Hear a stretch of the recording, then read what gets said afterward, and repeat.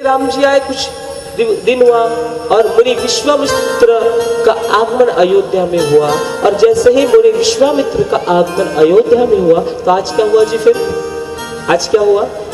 आज जैसे ही दशरथ को कहा, दशरथ ने, राजा दशरथ जी ने शरण प्रक्षालन किए, सिंहासन बैठने को दिया। देखो संतों का कितना मान सम्मान किया जाता है, अपना स्वयं का सिंहासन। और जैसे ही स्वयं का सिंहासन बैठने को दिया तो आज मुनि विश्वामित्र कहते हैं, महाराज वन की अवस्था बड़ी विकट है, राक्षसों ने चारों ओर आतंक मचा दिया।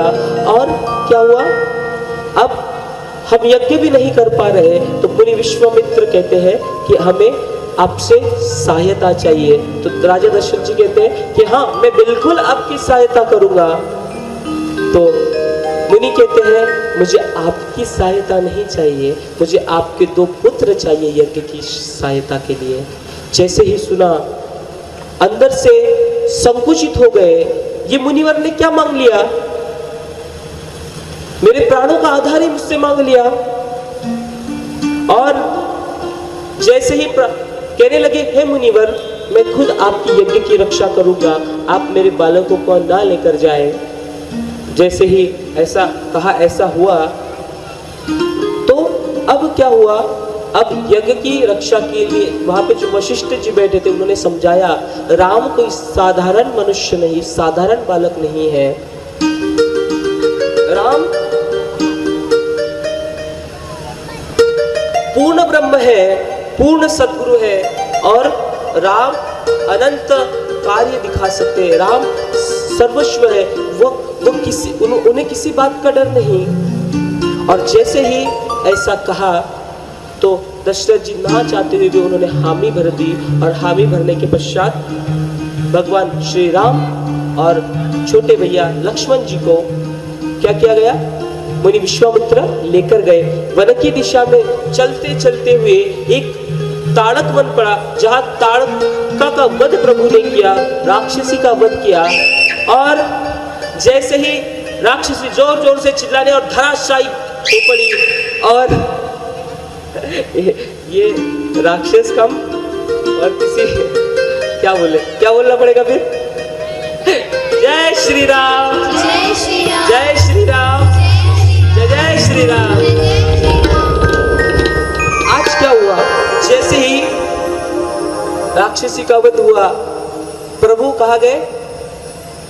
कहाँ गए प्रभु? प्रभु अब जाते हैं यज्ञ की रक्षा, यज्ञ भूमि पहुंचते, आश्रम पहुंचते मुनि विश्वामित्र के। और यज्ञ प्रारंभ हुआ, वेद मंत्रों के उच्चारण होने लगे, स्वाहा स्वाहा आहुति गिरने लगी, और हजारों मंत्र उच्चारण होने लगे, स्वाहा होने लगे। और जैसे ही यज्ञ की ध्वनि राक्षसों ने सुनी, आज मारीच और कई सारे असुर वहां आ गए। और जैसे ही आए, प्रभु ने देखा और बाणों का, तीक्ष्ण बाणों का संधान करते हैं और सभी असुरों को मृत्यु के घाट उतार देते हैं। एक बार मारीच को लगा जो 100 योजन की दूरी पर जाकर गिरा। जैसे ही प्रभु ने यज्ञ की रक्षा की, सब क्या बोलने लगे? जय जय श्री राम, जय जय श्री राम, जय जय श्री राम। यज्ञ की रक्षा प्रभु ने की। रहस्य तो बहुत सारे जो उद्घाटित करना बाकी है, पर समय का अभाव है। आज जैसे ही प्रभु गए और वहां पे विश्राम किया, यज्ञ संपूर्ण हुआ, प्रसाद लिया गया। और कहते कि मुनि विश्वामित्र के यहाँ पे जनकपुरी की कुमकुम पत्रिका आई, जो माता जानकी का विवाह स्वयंवर की पत्रिका थी। जैसे ही आज मुनि श्रेष्ठ ने पत्रिका देखी और दोनों कुमारों को लेकर चले गए। और जैसे ही दोनों दशरथ कुमारों को लेकर जब गए तो आज चलते चलते सभी भक्तों का उद्धार प्रभु करते हैं। राम वह सेतु है जो जोड़ने का कार्य करते हैं, तोड़ने का नहीं। आज जैसे ही प्रभु पहुंचे और प्रभु पहुंचे तो क्या हुआ, स्वागत किया गया जनकपुरी में, और स्वागत करने के पश्चात क्या हुआ,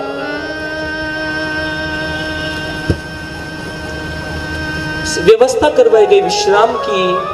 और जैसे ही विश्राम की व्यवस्था करवाई गई, दूसरा दिन निकला, सूर्य उदय हुआ। आज मुनि श्रेष्ठ के लिए राम जी पुष्प वाटिका में जाते हैं, और जैसे ही पुष्प वाटिका में जाते हैं तो आज पुष्प एक एक चुनते हैं, और एक एक पुष्प जैसे ही चुनते हैं तो आज एक सखी माँ जानकी की जो उस समय उसी वाटिका में होती है, तो क्या कहती है, तुरंत जाकर माँ जानकी को कहती है, अरे आज मैंने इतनी सुंदर युवक को देखा जिसका मैं वर्णन नहीं कर सकती। आज जो स्वप्न में तुम सोचा करती थी ना सीता, उस युवक को मैं क्या करती हूँ, मैं देख कर आई हूँ।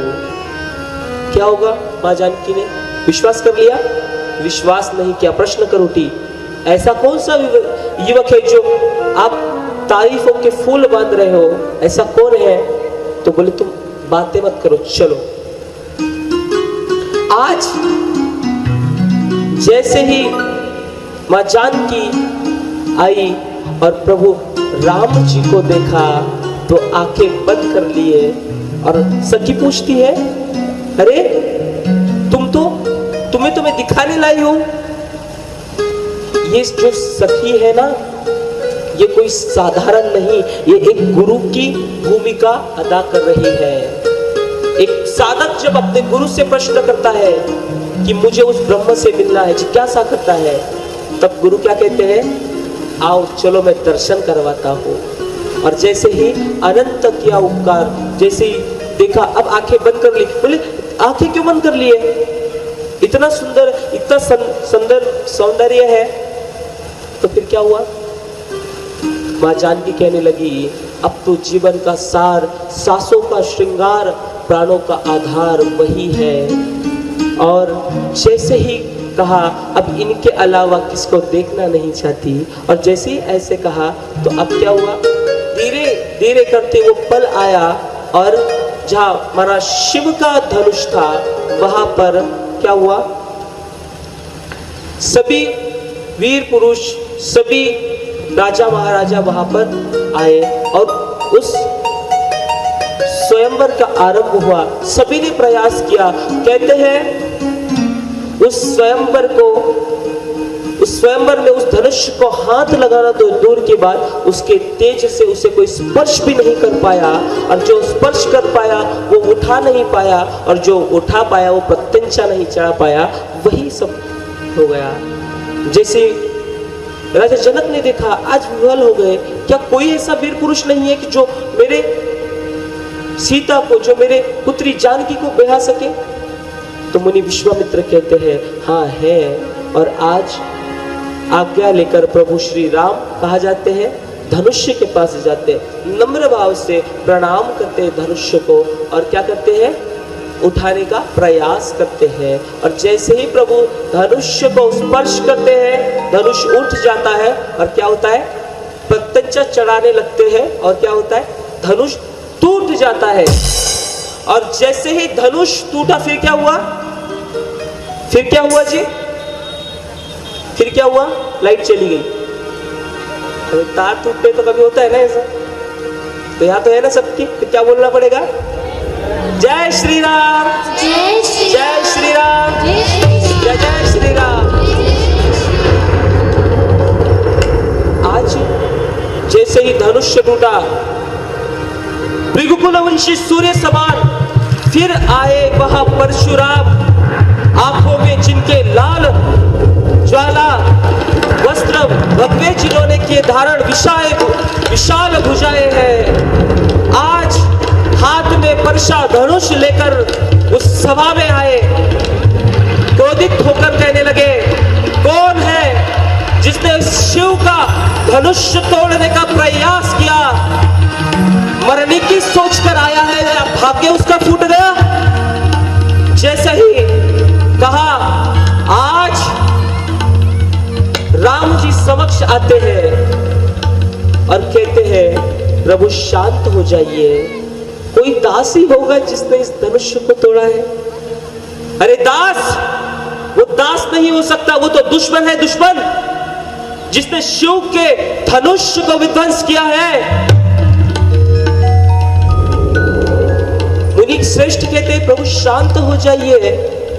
और आज भैया लक्ष्मण क्या कहते हैं, अरे बचपन में तो हमने कितने धनुष तोड़े हैं, फिर तो आपको कोई वादा नहीं, आज हमने एक छोटा सा धनुष क्या तोड़ दिया, आपको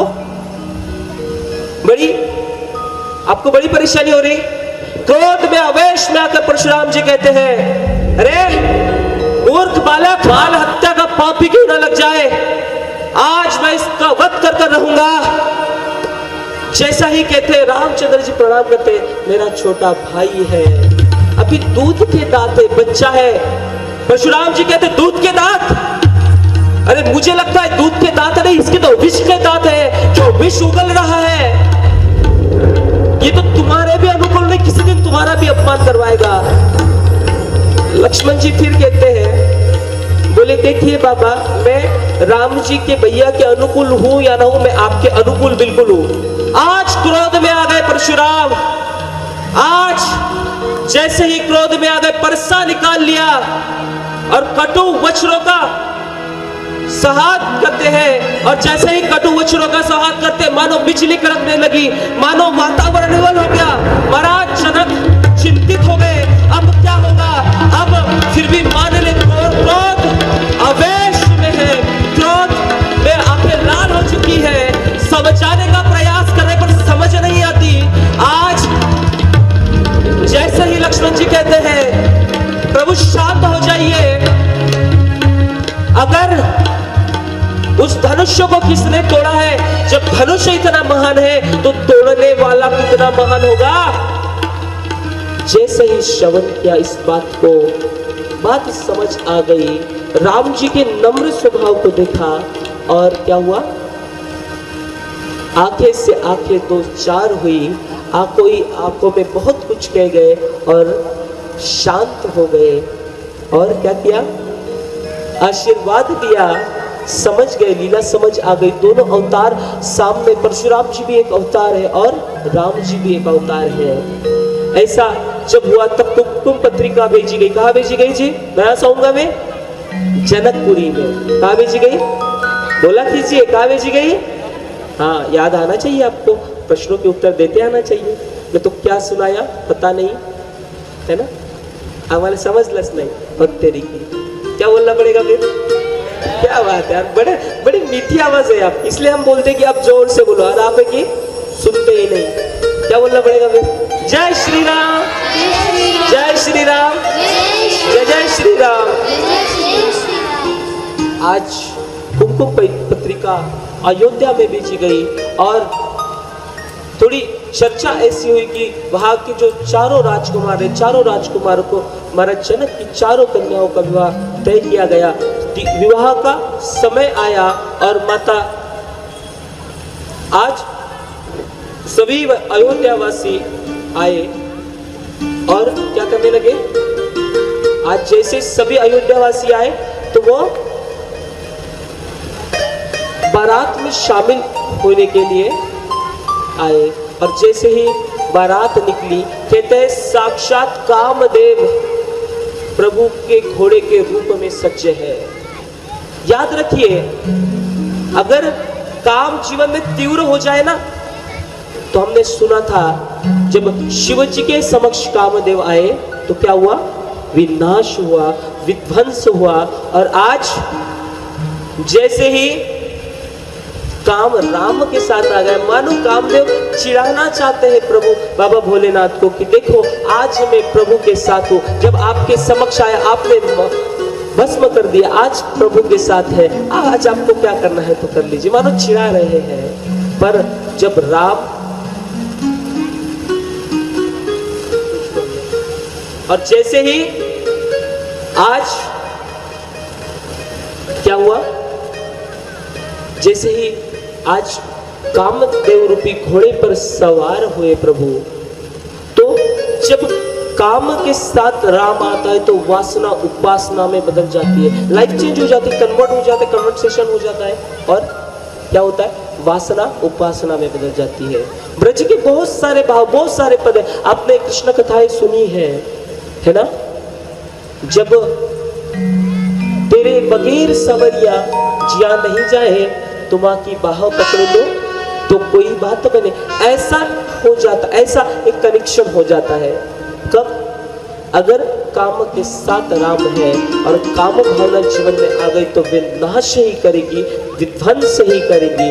आज माता जानकी शोभित होकर, सुंदर तैयार होकर, तथा आज माता जानकी कहाँ आई, कहाँ पर आई महाराज, विवाहशाला में आई, यज्ञशाला में आई, जहां पर माता जानकी और प्रभु रामचंद्र जी का क्या होना था, विवाह होना था।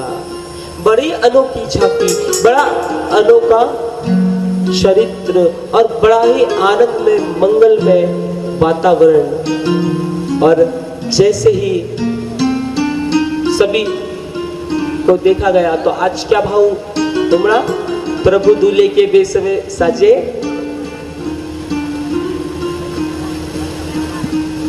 है ना। प्रभु